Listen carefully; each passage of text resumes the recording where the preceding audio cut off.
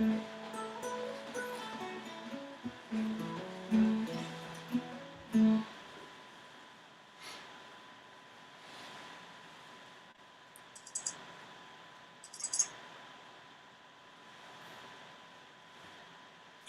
going live now.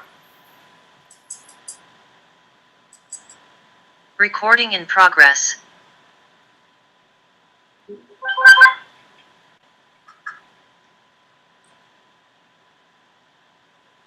It's 12:30. Good afternoon, everybody, and welcome to the University of Missouri, St. Louis. My name is Eamon Wall. I'm the Smurfit Stone Chair of Irish Studies at UMSL Global. And everybody is most welcome this afternoon, wherever you're tuning in from. Some could be Ireland, it could be St. Louis, it could be someplace else. Everybody is welcome. And a special welcome today to my English 3350 class. This is a special concert and a special treat for you for being such good students. So I'm thrilled that you're here, and some of you will be hearing Irish music and song performed for the first time. Thanks as always to my colleague, the Special Events Coordinator at UMSL Global, Bob L, for making this event possible, and also to Leanna Constantine, the Executive Director of UMSL Global, for her support. Our next events are as follows. On April 14th, we will have journalist and author Dave Hennigan and Ed Goldman speaking about De Valera's visits to Ireland and his involvement with St. Louis. So that's April 14th at 12:30, and that will be also on Zoom.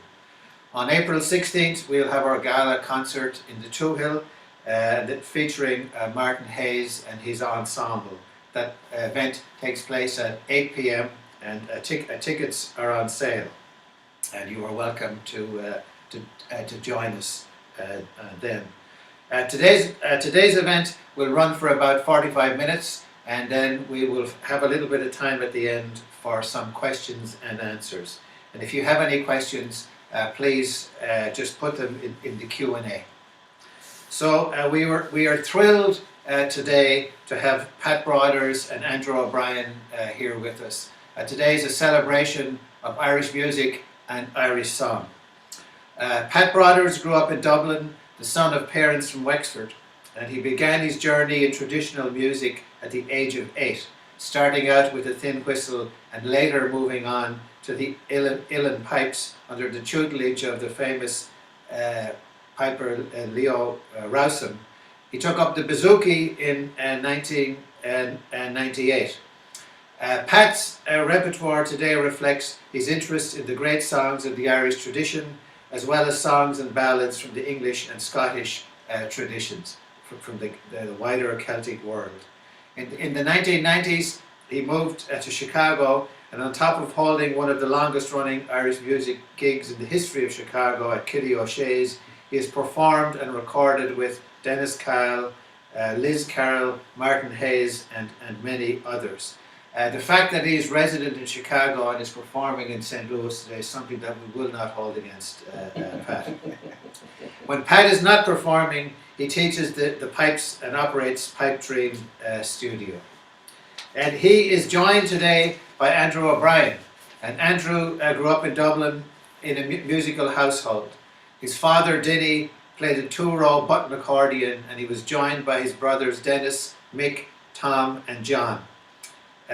Growing up in Dublin in the 70s and 80s, Andrew was immersed in Irish culture and particularly in the musical culture.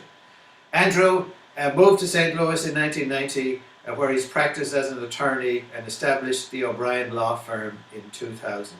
Musically, he enjoys participating in the vibrant traditional Irish music scene here in St. Louis, and often in the company of his daughters, Aisling, who plays the fiddle, and Hannah, who also plays the fiddle. And he's delighted, Andrew says, to be here today to perform with his old friend and fellow dub, Pat Broders. So please, a big welcome for Andrew O'Brien and Pat Broders. Well, thanks very much, Eamon. That was that brought us up to a level we have to train live up to now, I suppose. Well, as they say, Fáilte Róga Stock, which is welcome in. I say that because because we're doing this virtually, we're recording this or performing this from my living room in my house here in St. Louis. Pat came in to spend a few days so we could do this. So we're welcoming you into our house. And so this is, I suppose, another facility of UMSL for today. Yeah. It's a satellite facility. So we'll start off with just to get us going with two jigs. And in Irish music, sometimes the jigs have a name, or any tune has a name that's significant, or it can be just random, just to identify a tune. The first one we're calling Brady's because I'm actually a little stuck for the name, but when going around with the tune, we think it might be composed by a man called John Brady from Offaly. And then the second tune is called The Castle Jig. So let's start those to get us going.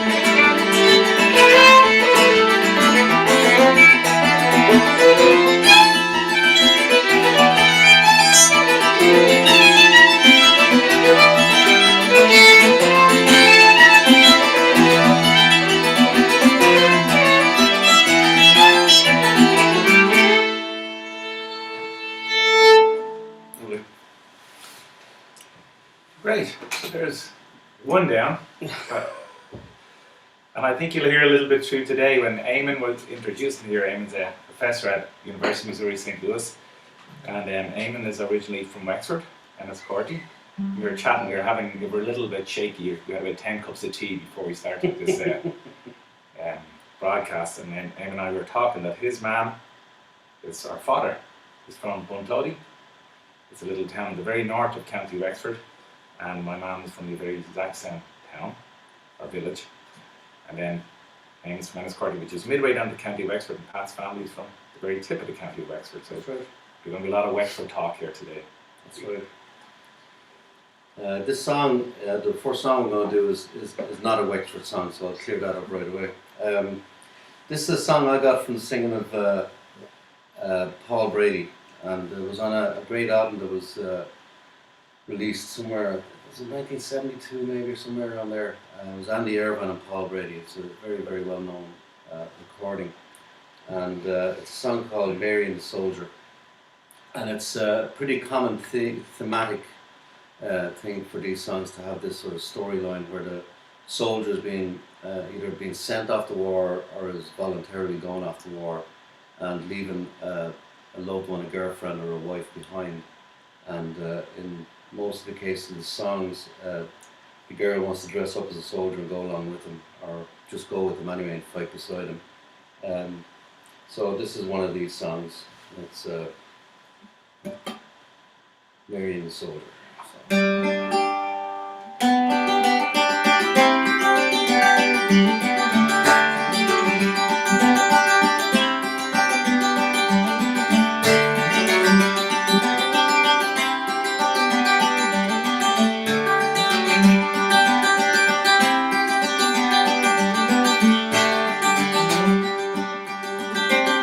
Come on, you lads of high renown, thou art here of a fair young maiden, and she rode out of a summer's day, for to view the soldiers parading. They match the ball, they look so gay, the colours flying and the bands that play. Well, it was in Mary, for to say I will wed Jimmy Gallant soldier.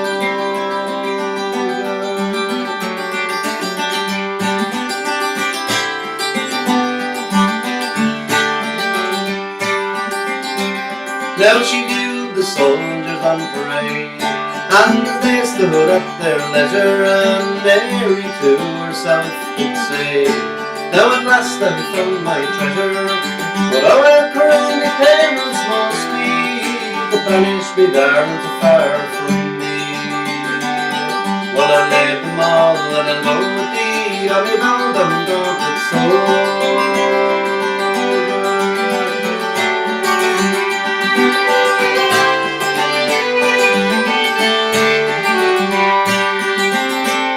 Now, Mary dear, your parents are wrong. Well, I pray don't be unruly, for when you're in a fallen home, that'll leave me a ruin surely. Perhaps in battle I might fall from a shot from an angry cannonball. And you so far from your daddy's home, be a brave when you're down and soul.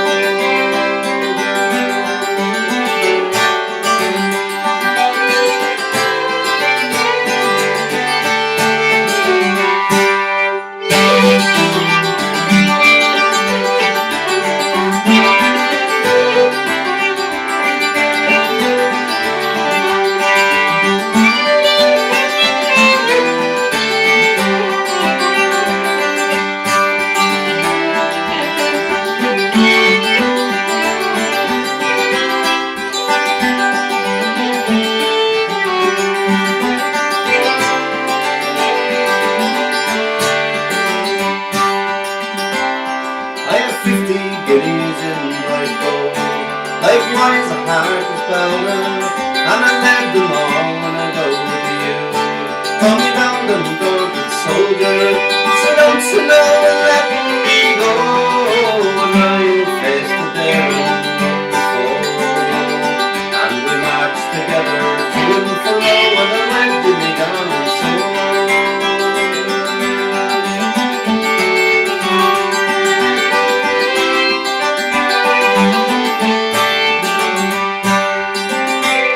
Now when he saw our loyalty, oh, Mary so cold-hearted,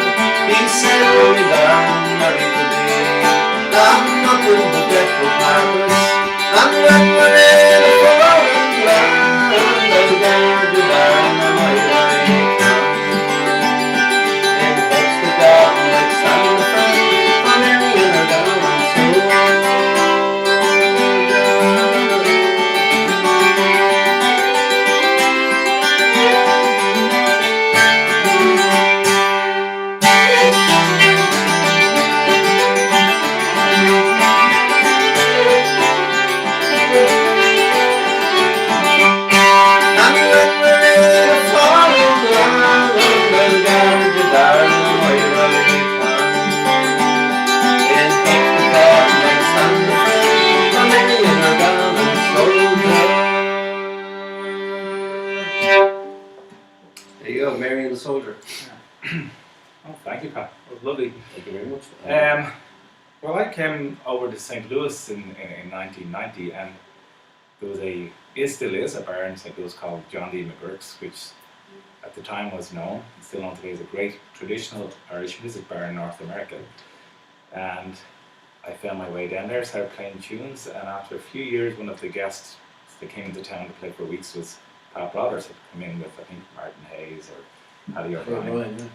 And in that context, we got to meet. So that's, in a way, we haven't played together a lot, other than over the years we keep these opportunities to get together, and we love them. Thank you, Eamon, for facilitating this one. So Or I basically just show up at his front door sometimes. And that's when his wife Sarah wants to send him out of town for a few weeks.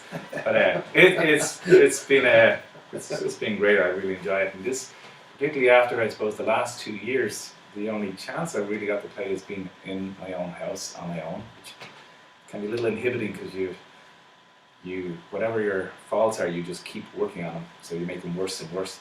So now that I have to play with someone, Pat's trying to help me iron out my flaws. and vice versa. Yeah, but I really the joy of music is playing with someone. The Irish music, I think it's one of those things you want to share and be really in a session, just be part of playing with someone. So this is great. So we're going to play a few tunes. These are 2 reels. The first one is called Tuttles, and so that's, I suppose, just a name. I don't know who Tuttle was or who she was, her. And then the second tune was called The Glen of Atherlow, so that's a place name. So we'll start with these 2 tunes. Well, actually, we'll throw out a first dedication. I know this has been sponsored by the University of Missouri St. Louis, and lately I took up swimming to try and keep myself in this great shape I'm in here. And I've been encouraged, so I call my new coach is Terry Firks, and her husband Stan, who are very involved with the University of Missouri St. Louis. And I think they may even be tuning into this live broadcast. Could even be their first exposure to Irish music. So this is for you, Terry and Stan.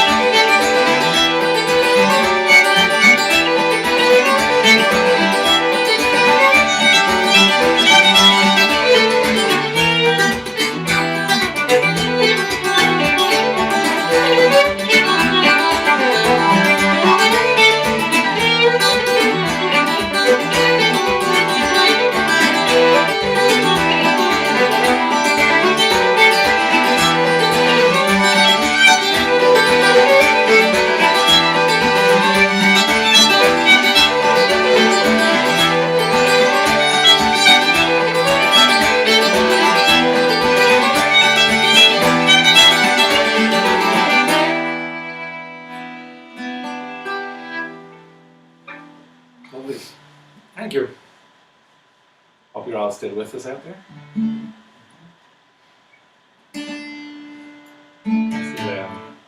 Would you do a song, Pat? Would you do a song? Yeah. The lovely people. I'll do a song actually from Wexford this time, and it's a very well-known song that would have been sung a lot in Wexford when I was growing up. My father would have sang this and all that sort of thing, and it's a song called John Kelly, the Boy from Killaan, and I believe Killaan is up around Mount Leinster somewhere, is that right? Up around that part of the county where Eamon's from, and this song is about this gentleman called John Kelly, who was a leader in the revolution at the time, and the legend has it he was 7 foot tall and had long blonde hair, and which is typical of Wexford people, I suppose. Not, but he came to a somewhat sad end in that he was wounded at the Battle of Wexford, I believe, and he escaped and was given shelter in a cottage, and he was eventually captured and brought back, and he was executed and his head was cut off and placed on the gates of the town to deter anybody else from rising up against the authorities at the time. So But like otherwise everything went well. everything went sort of, yeah, it was all smooth up until that point. Sort of started going a bit pear-shaped after all that. So John Kelly, the Boy from Killaan.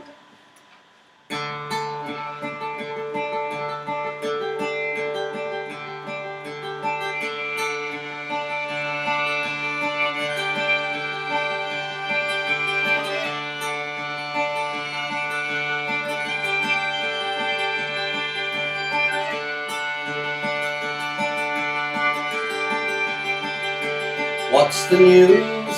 What's the news, oh my ball chandeliers, with your long barrel guns from the sea?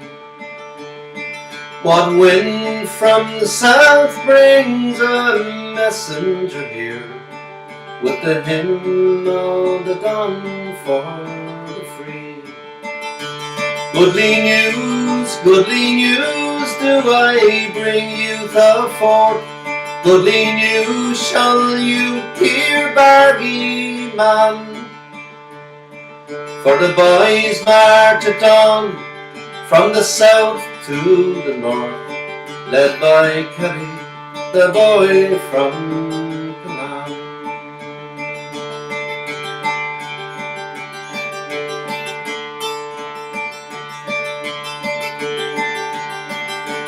Tell me who is that giant at the head of your band, the one with the gold curling hair.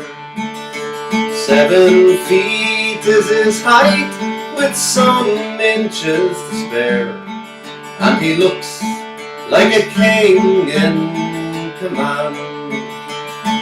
Me boys, that's the pride of the Bowl Chandeliers, most greatest of heroes a man.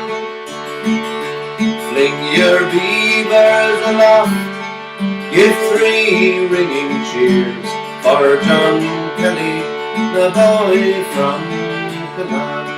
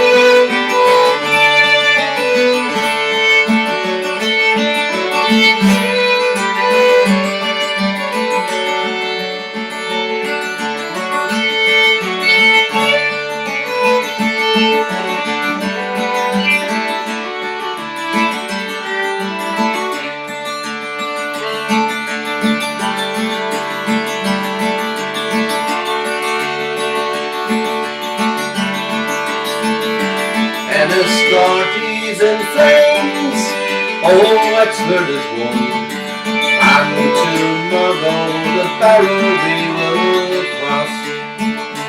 On a hill or a town, they have planted a gun that will batter the gateway to us. All the forthmen and bargemen will march o'er the heath, with brave Harvey to lead in the van. But the foremost of all in that grim gap of death will be Kelly, the boy from command.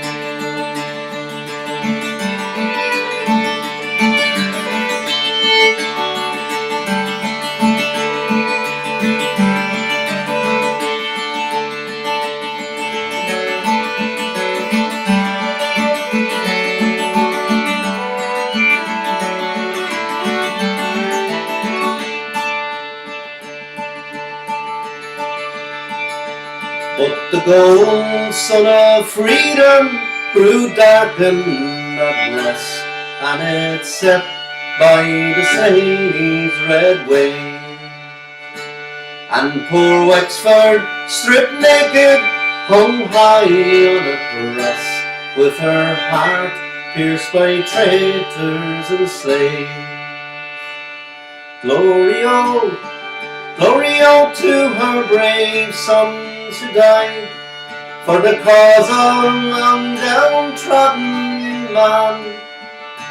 Glory, oh, to Mount Leinster's own darling and pride, dauntless Kelly, the boy from command. Dauntless Kelly, the boy from command. John Kelly, the boy from command.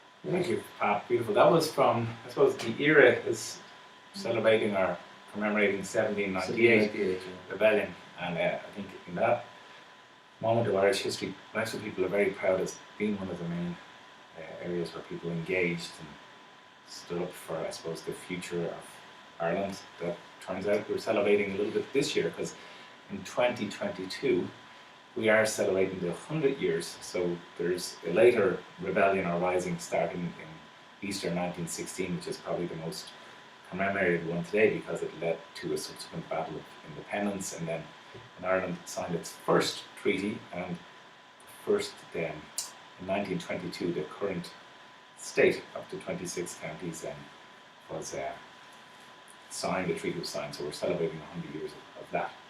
So there's a lot of history lessons on here, Eamon, today. And then another thing, we're going to play some slip jigs now, and songs, and a lot of the tunes we're playing will be dance tunes. And at least my memory of growing up is a slip jig is a dance, when it's danced it's a 9/8 rhythm. It's a very light-footed dance, and it's also danced mainly, I believe, by women. I don't know that it's I've seen a man do a slip jig that seems to be designed for women, and today being National or International Women's Day, I think when we play these slip jigs, we want to acknowledge that by playing tunes that are for women dancing, and hopefully there's good things that women can feel they should be celebrating as we continue on in the progress. There's some things that are not great to talk about, we should maybe celebrate the good things. So this is for the acknowledgement of women and the advancement of women, and these are 3 slip jigs. The first one is called Rhines. So again, I think it'll be named, probably there's Paddy Rhines and Sean Rhine. Sean is like a fiddle player from, I think, around County Kildare or Offaly, probably after Sean Rhine. The second one, I love this name for this tune, it's called Fig for a Kiss. No, so it's just a magical name for a tune. And then the last one is called The Humours of Whiskey. Well, I think that tells its own story. But see, these are 3 slip jigs. And then after this, we're not going to be music. We're going to ask Eamon to maybe recite, perform a poem, whatever that probably term is. So a little extra entertainment. Off we go.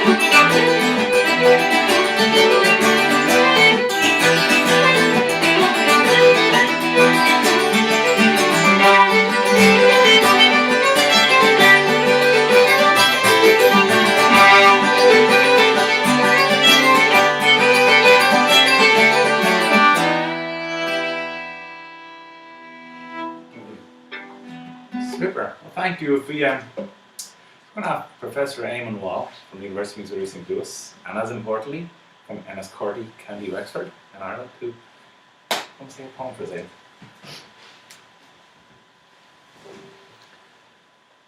Thank you very much, Pat and Andrew. It's fantastic music and fantastic singing, and it's great to celebrate in this way. So I'm going to just celebrate too with a poem. And last year, this anthology was published in Ireland called Local Wonders, Poems of Our Immediate Surroundings. And it was a bestseller, and it was an anthology basically of pandemic poems, because for most of us, the only surroundings that we knew during the past few years have been our immediate ones. So out the back door, the back window of my kitchen, I look out, and there's a trampoline in the house next door. And the trampoline got a huge workout during the pandemic, particularly when school was out and when the kids were learning from home. So this poem is a celebration of the trampoline and the children on the trampoline. Trampoline. Where she'd once leaped, spun, looped and flopped, hair and arms akimbo, Tinsley now sits slow as a Buddha or mendicant, her eyes strained to pandemic laptop, at school on her giant trampoline, shade cast by pin oaks and hardy maples, air cut by the first fall breezes blown hither from Kansas and Colorado. Tinsley at work brings calm and balm to my pandemic heart. Mrs. Hayes calls out from lockdown Avery Elementary. Her hands guide lessons, float PowerPoints from schoolhouse to Tinsley's trampoline. It's her mind's motion, her heart's attention, the wind's cool aspiration that rocks, though gently, this pre-teen's trampoline. It's September, so Missouri's dry and warm. Tinsley's learning, though she's escaped from school. She's seated on a trampoline. She's placed her laptop on her knees, her red hair moving on the breeze. Remember, sad compatriots, school's first day, somnambulating Wilk Park Road, meter by sour meter, as heat was sucked from morning, hope evaporated from tender hearts. Is it mathematics my neighbour ponders, or some topic that fits my liking button more? The Battle of Gettysburg, or Custer beaten at the Little Big Horn? 2 meters is mantra for this pandemic, but 3 cheers for Tinsley, absorbing all, seated on her trampoline. Thank you. Lovely.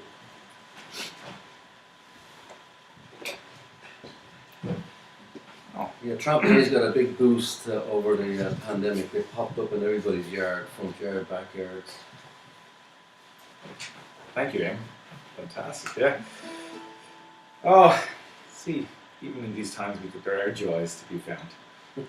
Yeah, yeah. Well, so we'll continue on these. Sorry, this is like a history lesson. Eamon was trying to get us out of the classroom and think about trampolines and fun outside of school. But the next set of tunes I'm going to play, the first one is an air. It's a lament, and it's called The Lament for Owen Roe. So in our looking back at Irish history, just so you think, you know, that we don't only revere people like talk to people from County Wexford.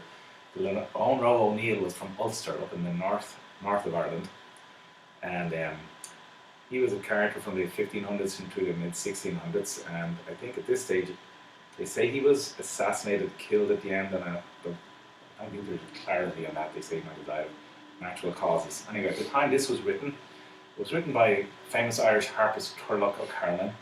So he wrote this as an air, lament, and he didn't write it with words. So that would have been composed in the late 1600s, early 1700s as this lament. Subsequently, because he was a revered figure in Irish history, Thomas Davis, who was part of the 1848 kind of Irish historical moment, wrote words to this, to the lament for Owen Roe. And so I think people think the words are, you know, the air is to the song, and actually the air pre-existed the song a long time. So we're just going to play it as an air, and then we'll go into a tune called the Castle Kelly. And there is a lady with a University of Missouri St. Louis connection, who also is connected to O'Neill's and Wexford, to Mary Doran, who used to be a librarian at UNSL for many years. Originally from San Francisco, but worked here for many years in St. Louis. Mary's family are from Wexford, but I believe on her father's side, he was an O'Neill from up around Tyrone, that area, which would mean he could claim lineage to be related to the famous Owen Roe. So Mary, I know you've been gone from St. Louis a while. We hope you're enjoying life back in San Francisco, and we hope you enjoy this set of tunes for you, Mary.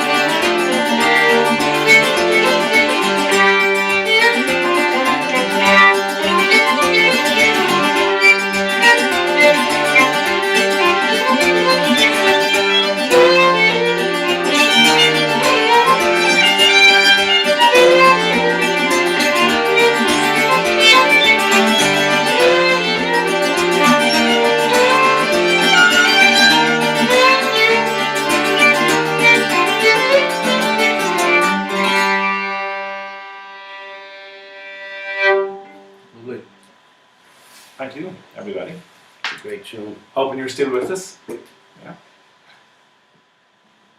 Over to you now, Pat. All right.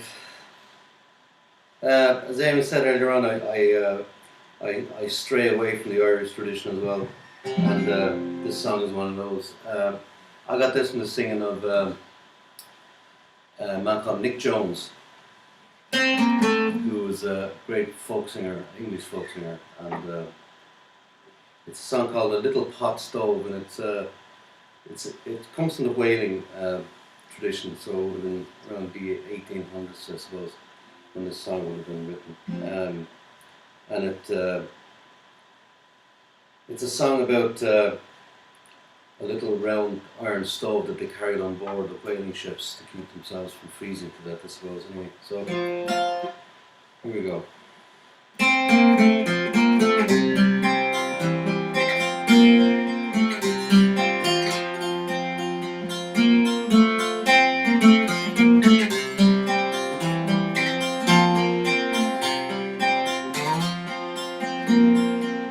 Where the winter blizzards blow and the whaling fleets at rest, tacked in Lee Harbour's sheltered bay, safely anchored ton abreast, there's whalemen at their stations, as from ship to ship they go. They carry bags of coal with them and a little iron stove. In the little dark engine room, where the chill seeps in your soul, how we huddle round that little pot stove that burned oily rags and coal. Fireman Paddy works with me on the engine's frozen cold. A stranger to the truth is he. There's not a lie he hasn't told. He boasted of his gold mines and the hearts that he has won, and his body sense of humour shone just like a ray of sun. In the little dark engine room, where this chill seeps in your soul, how we huddle round that little pot stove that burns oily rags and coal.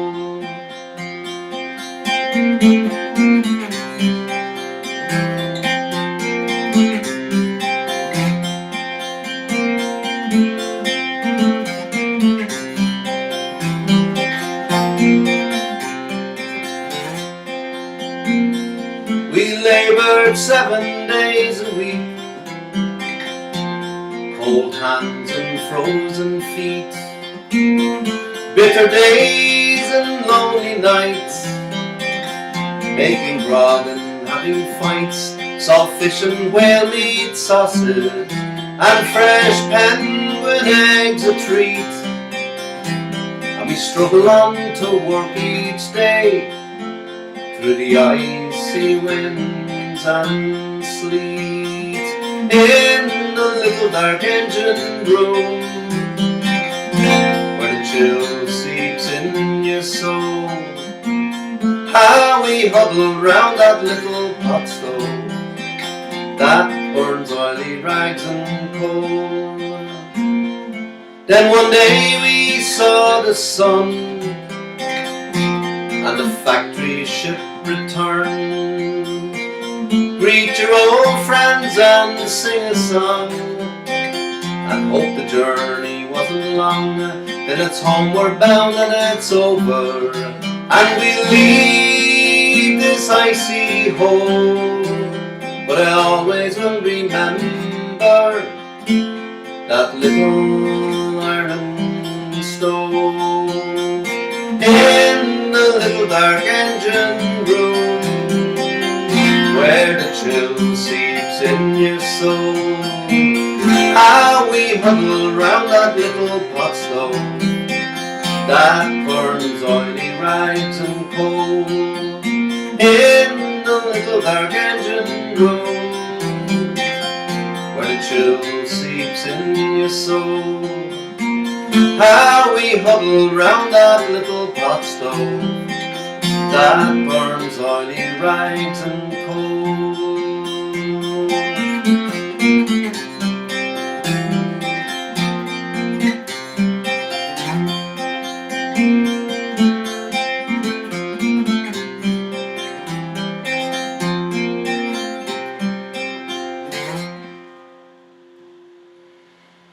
There you go.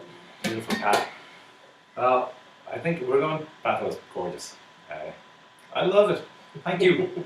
Eamon is going to. I think there was one more poem, and after that, we'll probably wrap it up. Well, we will with a few sets of tunes, and that might leave us a minute or two There you if go. there's any interaction with the greater world out there. Get your questions ready Yeah. if you have any. But Eamon, please do us the pleasure of one more.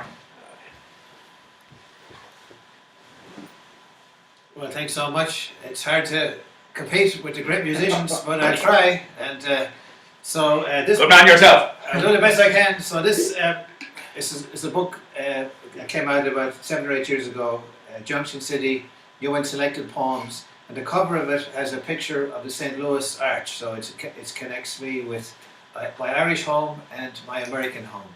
So this poem is called Cahor, and Cahor is a small little village on the sea, on the Irish Sea in North County Wexford, and a little poem about taking your children crab fishing in the harbour. Standing as we were, there was no getting beyond the surfaces of Cahor. In mid-pier against the railing, a small boat chugging angular towards the slipway at the setting out of the Irish autumn at full tide on an August evening, as towards the black stairs our muffled day fell away. We had driven out from Enniscorthy and wondered as we sat what hours lay ahead for us, as heavy, still winter barley was dragged from shorn field to frantic town. Our children fish for crabs, hand lines hooked with bacon, as youths leap from the pier's end, as across the cove the final waves cover the stony beach. Smooth and salty, cool as aluminum, this intense brightness before the tide turns and the light fades. How cool it is to be alive, I think. Heart on my sleeve, freed crabs running busily down this slipway for Seymour. Thank you. Lovely. Thank you, Eamon. Well, right. Pat, should we finish off with 2 reels? Sure. It's been a Yeah. pleasure to come down here and play with Andrew and perform for you as well. And I'd like to thank Eamon for inviting me down, and Andrew for putting up with me and putting me up. Well, there's a few other people I'll say the women, since it's Women's Day, Pat, my wife Laurie, And should my be wife, thanked Sarah, greatly yeah. for putting up with you many times. Absolutely. And she says she enjoys your company. I'll leave it at that. I know the truth.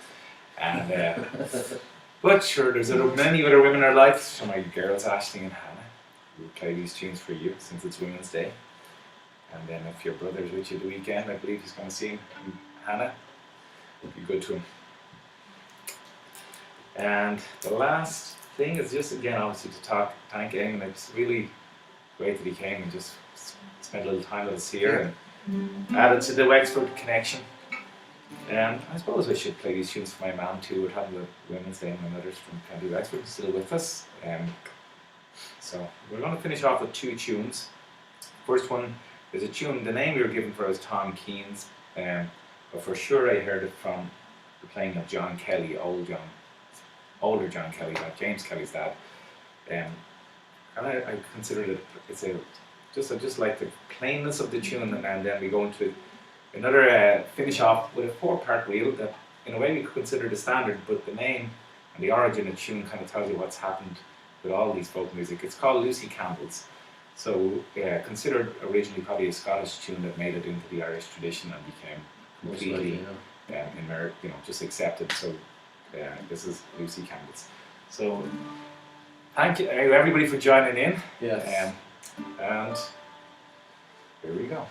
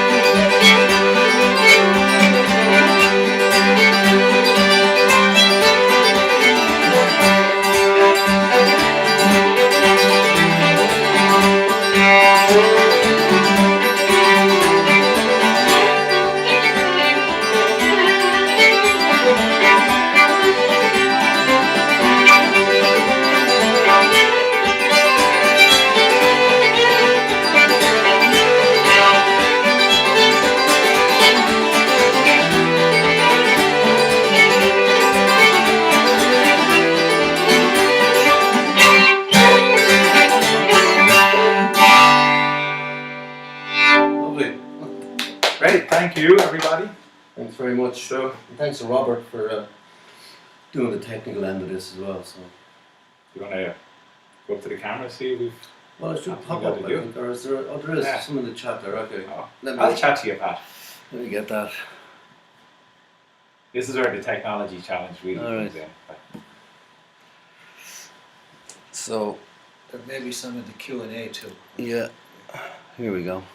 Thank you. Enjoyable. No questions yet. Oh, Q&A. Here we go. Okay. There we go. So, Ju Kim asks, lovely performance. Oh yes, thank you, Ju. Thanks. We'll all take that. Thank you. And could you tell us about the instruments you are both playing today? Do you want to answer that first, and then I'll Yes. explain? Well, this is a fiddle or violin, and with a bow. But I'll just focus on the instrument. This instrument is from the 1840s, made in Turin, I believe. That's what I've been told. I paid the fellow who told me that too, so I hope it's right. And it was made by a man called Giovanni Battista Presenda. Anyway, it just goes by the Presenda. So that's what I'm playing here. Pat has a few other instruments, so hopefully Ju that answers that question. Thank you for listening in too, by the way. This is, although it looks like a guitar, it's actually a bouzouki with a guitar body, so it's a double strung instrument. And the bouzouki originally is Greek, and it came into Irish music in around 1969. Around then, and a man called Johnny Moynihan introduced it. This would be a more, for want of a better word, traditional shape to an Irish bouzouki. And as you see, it's like a cross between a mandolin and a very big mandolin on steroids, I suppose. And it's double strung. You can either have unison strings like I have or octave strings. This one was built by a man out in Northern California called Phil Crump. And the other Crump one, with a C. with a C. Alright. And the other one that I have was built by a man called Joe Foley, who resides in Dublin. So I hope that answered the question. The other question was from Anna, who asks, how would you learn more about Irish music if you wanted to go research it? Well, online there's incredible resources online. I'm sure if you just go into Google and type Irish traditional music, you'll probably get a good start there. We recommend a few instrumentalists. I would say James Kelly. Yeah, I mean it depends what approach. I do know Yeah. when Pat mentioned Irish traditional music, there are organisations that promote music, and lately there's the Irish Traditional Music Archive, ITMA. Great, yeah. And its purpose is specifically to preserve Irish music, but I think it's also making it very accessible. It's and my niece who just got married, Aoife.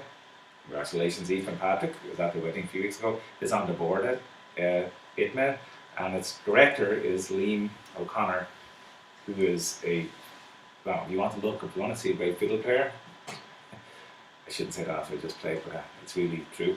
Liam is fantastic. He has recordings up there, but he's the director of ITMA, so I think it's in great hands, and it's a great resource. And then I think after that, if you want to know other things, I think people would take it from there, depends on the instrument or the desire. But if it's something locally, if you're in a certain part of the country, I think there's local. St. Louis has the St. Louis Irish Arts. There are people who have sessions, get together. So if you're in a particular region, I think you could reach out if it's in America.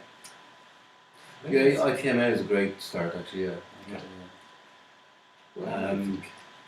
An anonymous attendee Anonymous. thanked Eamon and asked about CDs, and I do have a CD that's available on my website, patbrothers.com, and you get anything that I've done on that website. So Is your latest CD on there, Pat? It is. Yeah.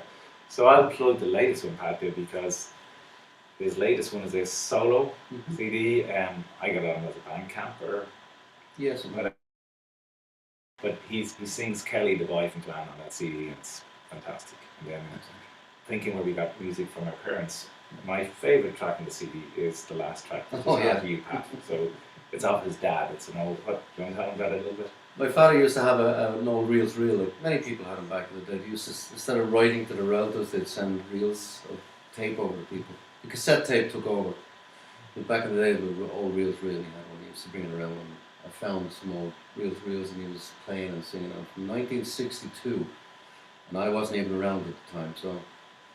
It was a surprise to me when I listened to the CD and just have it at the end. It was a great cap to your recording. And it was recorded in Foley's Pub in Newbone, in County Wexford, up near Fuchs's Mills, near Ross area, that general area. So, yeah.